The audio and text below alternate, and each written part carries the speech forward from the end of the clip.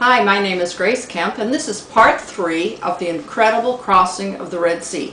In part 2, we talked about the path that opened in the Gulf of Aqaba for the children of Israel to pass from Nuweiba Beach over to the Saudi Arabian shore. That's a distance of about 12 miles. We're pretty certain that that's the accurate crossing because it's the only underwater path of similar description in the world. And the path underneath the Gulf of Aqaba waters at this particular point are 2,993 feet wide, approximately half a mile wide.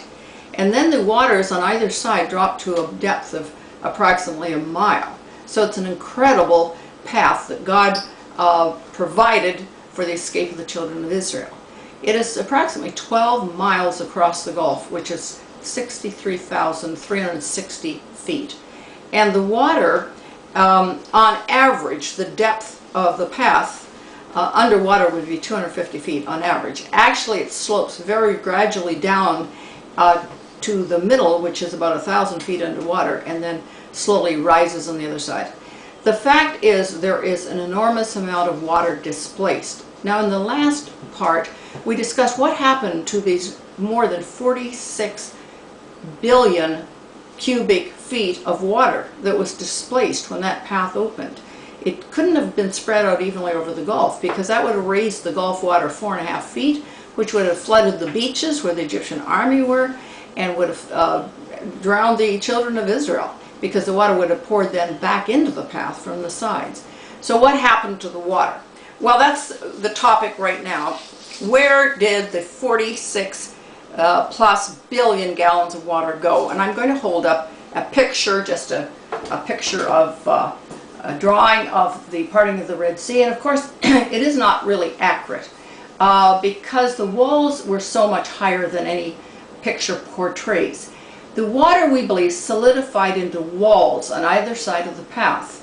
Now, assuming that each wall was 200 feet thick, the height would be an incredible 1,845 feet. You get that? We're estimating the walls 200 feet thick. And then considering the length, they would be 1,845 feet high. That's 69 feet higher than the World Trade Center buildings were. It's mind-boggling to consider that. The waters were divided and the Israelites went through the sea on dry ground with a wall of water on their right and on their left. The floods stood upright as an heap. The depths were congealed in the heart of the sea. Those are verses from Exodus 14 and 15. The Psalms say, 73:13, He divided the sea, He made the waters stand as a heap. Those are incredible words, saying walls, saying congealed, saying the waters were in a heap on either side. Now, each ice wall would be comprised of more than 23 billion cubic feet of water. And it would probably be shaped something like this. This is like an upside down roof, a peaked roof. The house part represents the walls above the water line, and the peaked roof, the walls below the water line. And it says in the center of this ice wall, I have ice wall towering 1,845 feet above the water line and 1,000 feet below the water at the center. And then you'll see the sloping path that slopes downward into the center and then comes up.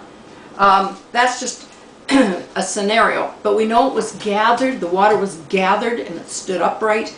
They were congealed. The word in the Hebrew means frozen. They were laid up in storehouses, and that similarly suggests containment and immobility. Water takes the shape of its container, and so these were laid up in storehouses. In other words, the water piled up and froze solid. He divided the sea and He caused them to pass through. He made the waters to stand as a heap, Psalm 78:13. And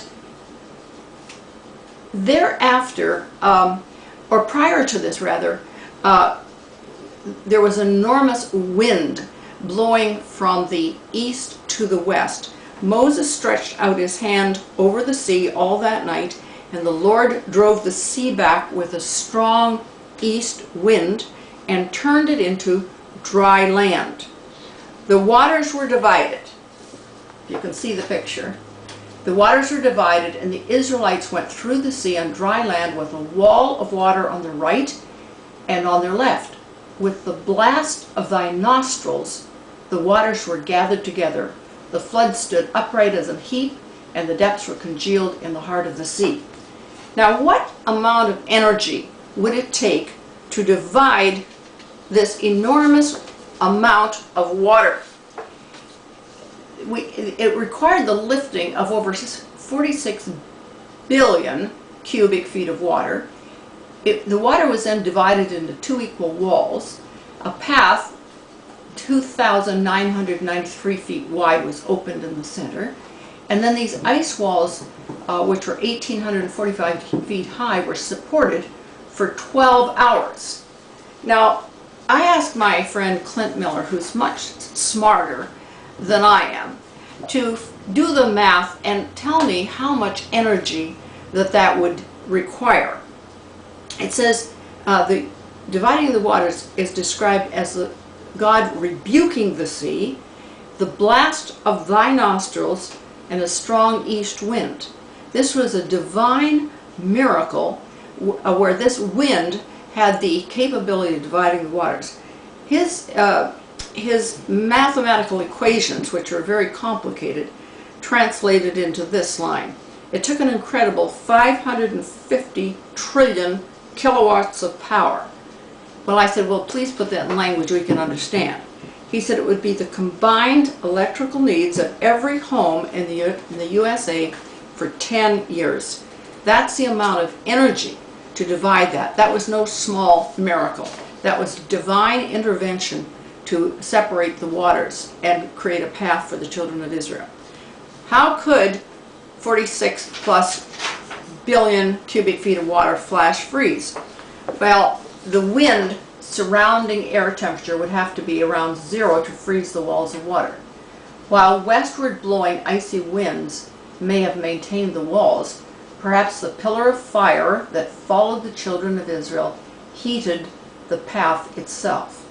So it seems to me that the children of Israel were quite warm because they had the pillar of fire following them. The walls on either side protected them from the roaring winds and the massive turbulence of the seas. And it says, I will bear you on eagle's wings. In the next video, part 4, we're going to go into exactly what that means. And I think we'll have an interesting suggestion. Thank you for watching, and please come back for part 4. God